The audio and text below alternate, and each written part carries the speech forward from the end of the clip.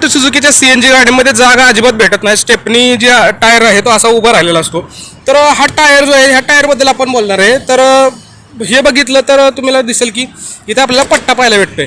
आता हे BS6च्या गाड्यांमध्ये किंवा आता एक वर्ष झालं ह्या वर्षभरामध्ये असं टायर मला आपल्याला पट्टा पाहायला भेटतो, जो की आपण टायर जो होल्ड करण्यासाठी आपण यूज करू शकतो. तर असा टायर तर आपण टाईट करून ठेवणार आहे. सगळ्यात पहिलं काय यायचं ह्या गाडीमध्ये CNG टँक असाच असायचा आणि स्टेपनी जी आहे ती अशी उभी राहिलेली पाहायला भेटत होती. एक तर कधी कधी इथं आपल्याला नट लावायला भेटायचा किंवा ह्याच्यामध्ये एक लोखंडी ब्रॅकेट होतं. ते ब्रॅकेट आपण इथून स्क्रू आहे तो लावून टाईट करू शकत होतो. तर आत्ता जी ही टेक्निक दिली आहे का नाही बेल्ट लावायची, तर ही एक चांगली गोष्ट आहे. कारण आपल्याला अचानकपणे जर स्टेपनी खोलायची म्हटली तर ती व्यवस्थित खोलता येत नव्हती. आणि जर खोलायची म्हटली तर तो स्क्रू लवकर निघत पण नव्हता. कारण जो स्क्रू होता तो पूर्ण भला मोठा असा स्क्रू होता आणि तो स्क्रू एकदम पूर्ण खालीपर्यंत जायचा आणि ते व्यवस्थित खोलता पण येत नव्हतं व्हील पाण्यानं. त्यामुळं ही पट्टा पद्धत आहे ना, ही एक चांगली गोष्ट दिलेली आहे मारुती सुझुकीनं.